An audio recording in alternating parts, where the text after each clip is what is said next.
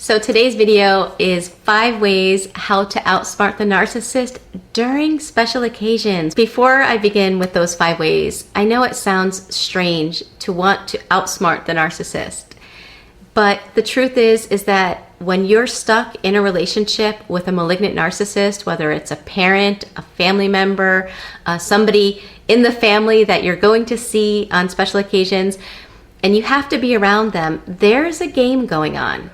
You may not want to play it, but there's a game going on, and in order to not have your emotions trampled on, you have to recognize that, know what their game plan is, and how to combat it. It's almost like emotional chess.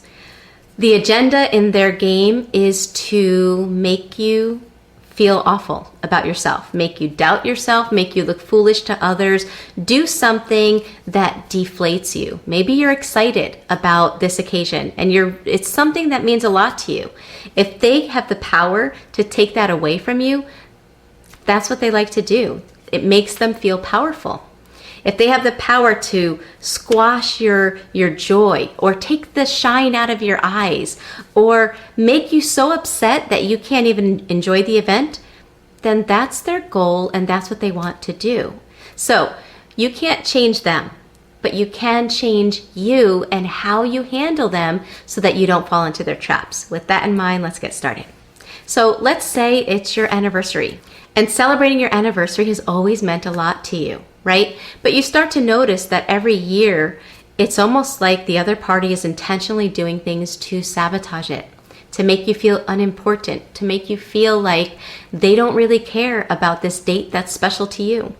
One of the ways they do that is with the gift that they give you or the lack of a gift that they give you. So this year, if that's something that's happened to you, one way you can outsmart them is by not expecting them to give you something that makes you feel special, but rather do that for yourself, okay? If there's something that you want that would make you feel special, and obviously you wish that it would come from the other party, and it should.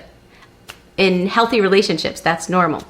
But we can't expect healthy behaviors from unhealthy people.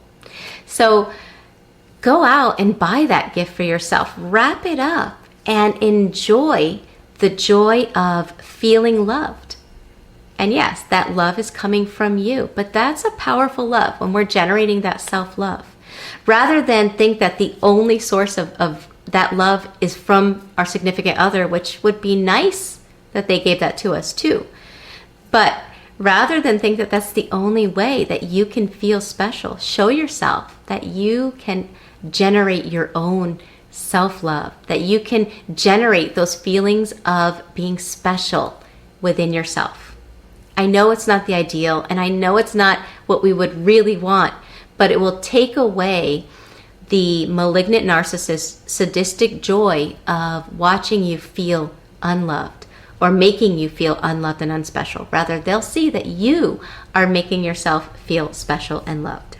If they criticize, if they snicker, that's okay. They're allowed to have a bad mood. They're allowed to be negative. It doesn't have to affect you. You'll just have to remind yourself of that. Number 2, traveling in the car. For certain occasions, it's common to travel to your family's house. It's common to drive to your friend's house or your family's house, either one. And we all know that the narcissists love the car. They love to use the car as like a jail, like a cell that you're stuck in and forced to endure their anger, their rage, their insults, their whole negative energy. You can't go anywhere. You're forced in there. If you're not aware that this is one of their favorite places to emotionally abuse their victims, check out this video where I talk about how they use the car to abuse and how it affects people. Okay, so what do? How can you avoid being stuck in that place where you know that you're going to be the garbage pail of all of their negative energy? Hopefully this is your situation. In most cases today, couples have 2 cars. You're going to have to brainstorm part of this strategy, but find a way to meet the person there. I know it's not ideal, and I know that the other party's not going to like having to meet them there, because that means they're bringing their negative energy to the place as opposed to dumping it in you and causing you to look foolish or kind of like a mess going into the place and them looking together, right? If they show up by themselves, that means they're showing up with all that negative energy as well. They don't like that. That's okay if they don't like it. Find a way to bring up a situation at the last minute and say, you know what? I'm not going to be able to come home and change. What a bummer. I'll meet you there. Remember, they're not going to be happy with this decision, but these tips aren't about how to make the narcissist happy during special occasions. It's how to outsmart them from stealing your happiness. They're never happy anyway. No matter what tool or what coping mechanism you learn, the narcissist is never happy because happiness isn't one of their desires. They don't want happiness. They want supply. So it's okay if they're upset that you met them there, that you had to take separate cars. It's okay if they're in a bad mood because of that. They're going to be in a bad mood anyway. The difference is that you're removing yourself from a situation where you have to bear the brunt of their bad mood. Number 3, something that malignant narcissists teach their family members is to have your total focus on them, on trying to make them happy. Somewhere along the line, they convinced their family members that it's their responsibility to make the narcissist happy. So when a special occasion comes around, a victim of narcissistic abuse is up in their mind ruminating, thinking, okay, what can I say? How do I say this right so that he doesn't get mad? What if we do this and what if we do that? And if this happens, I'm going to have to do that. And what if he feels this way or she feels that way? And then I have to do this and she this and he that. And you're so up in your head that you forget to pay attention to your happiness and the happiness of your children or other family members. One way to outsmart the narcissist during the holidays so that you don't wind up losing your joy and give them the satisfaction of them hurting you is by learning to remove yourself from feeling responsible for their feelings. So, for example, you have plans and the malignant narcissist is complaining and complaining and complaining. You don't have to explain, over-explain. They're really not listening. Trust me. You could provide the most logical reasons in the world as to why things are going to happen the way they are. They don't really care about logic. They just care about watching you feel disillusioned or watching you lose your happiness. Okay? So now that you know that, you notice their bad mood, you see it, but rather than absorb it, you observe without absorbing. So in your mind, you want to be saying things like, okay, I can see that he or she is really being nasty right now. They're allowed to be nasty. That's their choice. Everyone has to choose who they want to be. That's who they want to be. It doesn't have to affect me. I don't have to be nasty. I don't have to allow it to be like poison ivy and it's like contagious and now I'm nasty and I'm in a bad mood. No, it doesn't have to happen that way. But you really have to use your inner dialogue and remind yourself, I'm not responsible for their emotions, and stay focused on you, checking in with yourself. How do I feel? What do I need to be happy? How can I maintain my happiness? What do I need to be able to maintain my joy?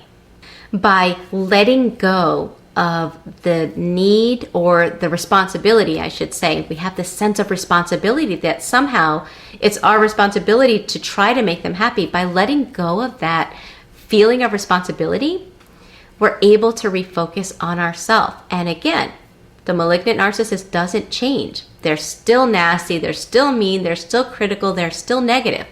But when we remove our sense of responsibility from their behavior and we focus on ourselves, we outsmart them in the sense that their nastiness does not extinguish our joy, nor does it become contagious, and we don't wind up being the garbage pail to that nastiness. Number 4, it's okay to say no.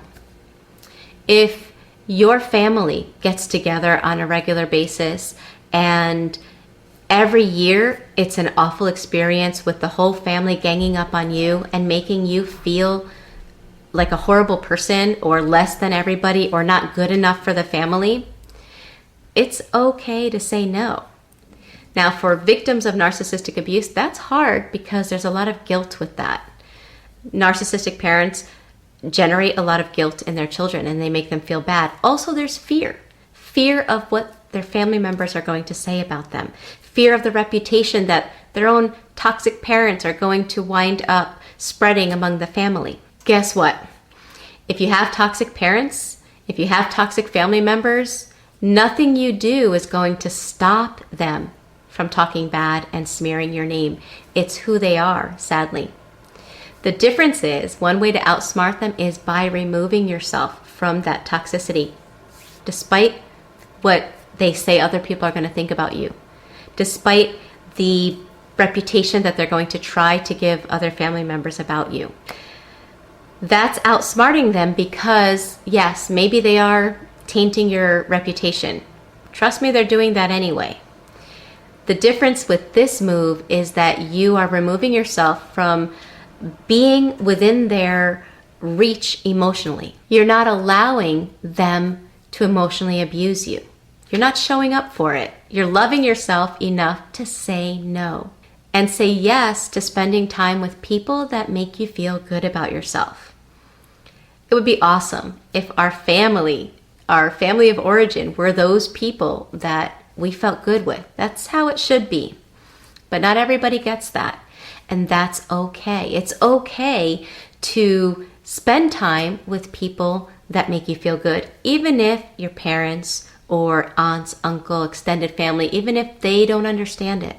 And there's no need to explain it either.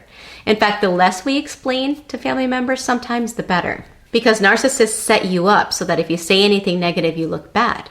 So it's always better to be neutral. So let's say a family member after the event says, wow, I can't believe you're the only one that didn't show up. Your mother was so sad. She was crying. I thought she was going to have a breakdown. That's how upset she was. Now, you know in your heart that your mother could care less, but she was enjoying the attention of everyone was giving her because you weren't there, right? You know that, and it's so tempting to say that to your family members.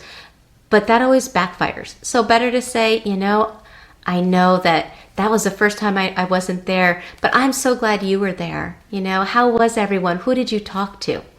Maneuver the conversation. You don't have to explain. You don't even have to say anything negative. By doing that, you're also cutting off their joy, the narcissist's joy, in hearing negative things that you've said after the fact. If you say something negative to this family member, you can bet they're going to go back to the narcissist, and then they're going to get more narcissistic supply and make you look even worse. But you're taking control by handling it that way, and it really does help. No, it doesn't change your toxic family members, but it changes you because you learn how to protect yourself and remove yourself from toxic environments. Number 5, if the toxic family member, the malignant narcissist, is someone that you live with, right? And you can't leave. And you're not going to visit anybody because of whatever reason. One thing that narcissists love is an audience.